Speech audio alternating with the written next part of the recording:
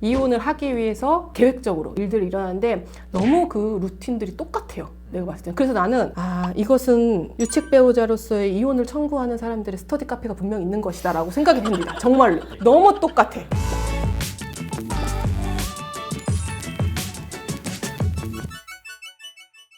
안녕하세요. 이혼 전문 박은주 변호사입니다. 요즘에 봤어요? 드라마 알아요? 그 결혼 작사 뭐 이혼 작곡인가?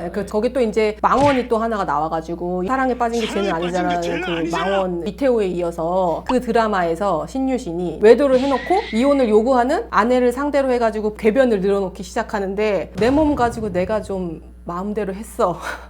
그런 얘기를 하거든요. 내 몸 가지고 내가 좀 마음대로 했어. 드라마가 점점 막장으로 가는 것 같은데? 되게 쇼킹하지 않냐? 개소리죠? 그쵸? 그걸 보면서 내 몸 가지고 내가 마음대로 좀 했어 할 때 맞아 떨어지는 상황이 어떤 거냐? 두 가지 정도 내가 생각할 수 있는데 어떤 거냐면은 남편이 막 갑자기 뭐 2, 3개월 만에 20kg가 쪘어.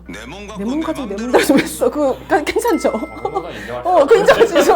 또 하나는 그렇게 요즘에 이렇게 유행을 하는데 남자분들이요. 눈썹 반영구 문신을 되게 많이 해. 내 몸 가지고 내 맘대로 좀 했어. 그거 괜찮지 않냐? 이 정도까지가 될 수가 있어요. 내 맘대로 했다 이런 것들은 말이 많았어. 뭐 어떤 얘기를 하려고 하면은 이혼 소송을 당하신 아내분들이 이제 오는데 자기는 남편이 이렇게 화가 나서 집을 나가서 이혼 소송을 제기한 이유를 도저히 모르겠다는 거야. 소장을 봐도 도저히 나도 모르겠어. 그러면은 최근에 있었던 일을 한번 얘기를 해볼까요? 라고 하면은 이해 안 된다는 그 소송에서의 99%가 다 동일한 형태의 일들이 일어났어요, 여러분.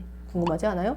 보통 보면은 다 그런 분들이 외도를 하고 있으신 분들이거든요. 이혼을 하기 위해서 계획적으로 어떤 일들이 일어나는데 너무 그 루틴들이 똑같아요. 내가 봤을 때. 그래서 나는 이걸 보면서 요즘에 드는 생각이 뭐냐면은 이것은 유책 배우자로서의 이혼을 청구하는 사람들의 스터디 카페가 분명 있는 것이다 라고 생각이 됩니다. 정말로. 너무 똑같아. 유책 배우자인데 이혼 소송을 준비하는 사람들의 모임이라는 카페가 분명 있을 거예요. 어떤 거냐면은 별 탈 없이 그냥 원만하게 잘 가정생활 유지하고 있는데 한 뭐 3-4달 전부터 남편이 조금 이상한 낌새가 있었어. 예를 들어서 나랑 눈을 안 마주쳐. 그 다음에 나랑 대화를 안 하려고 하거나 굉장히 차갑게 대하거나 귀가가 늦거나 되게 사소한 일에 짜증을 내거나 화를 되게 크게 내. 그게 한두 달 정도 지나거든요. 그러면은 어떤 정말 사소한 일로 폭발해요, 남편이. 당신 앉아봐. 이혼해. 갑자기.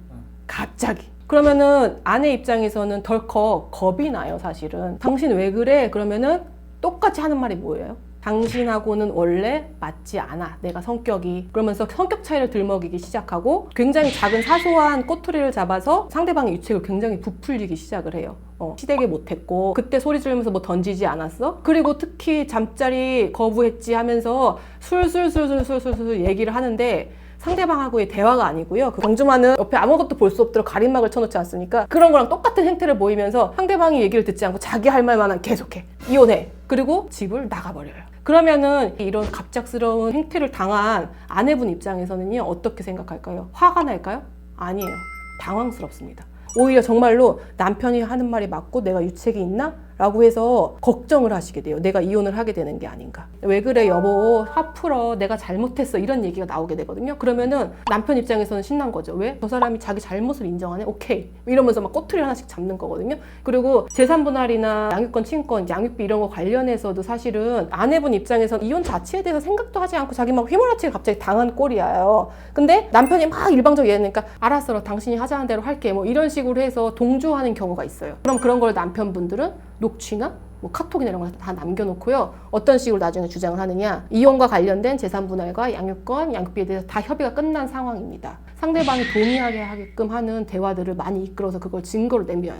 그리고 나서 이혼에 동의해주지 않으면 어떻게 돼요? 이혼 소송을 제기하면서 집을 나갑니다. 나는 이제 집을 나왔는데 우리의 이 혼인관계는 사실상 파탄이 났어. 파탄이 돼서 나는 이혼 소송을 제기를 한 거고 못 살아. 이렇게 된단 말이에요. 그럼 왜 그러냐면요, 지금 나가서 이제 살고 있는 거야. 그 여자랑 살거나 자유롭게 그 여자를 만나는 건데, 그러면 외도의 정황이 딱 드러나잖아요. 근데 우리가 스터디 카페에서 스터디 공부했잖아요. 밝혀질 것까지 다 예상을 하고 다 준비를 한 거예요. 시나리오가 다 있어요. 우리가 혼인관계가 파탄이 났고 그 다음에 내가 집을 나왔지. 그리고 나서 여자를 만난 거야. 이건 우리가 혼인관계 다 파탄된 이후에 새롭게 만난 이성이기 때문에 우리의 이혼과 이 여자는 상관이 없어. 내 외도 때문에 이 혼인관계가 파탄된 게 아니야 라는 것까지 다 세팅을 해놓는 상태인 거예요. 그래서 오늘 제가 드리고 싶은 말은 잘 살다가 갑자기 남편이 돌변을 해가지고 집을 나가고 이혼 소장을 받았을 때에 그때는 항상 남편의 외도를 의심해 봐야 되고 맞는 경우가 많다. 특별한 이유 없이 이혼을 요구하는 경우가 거의 없다고 보면 돼요. 왜냐면은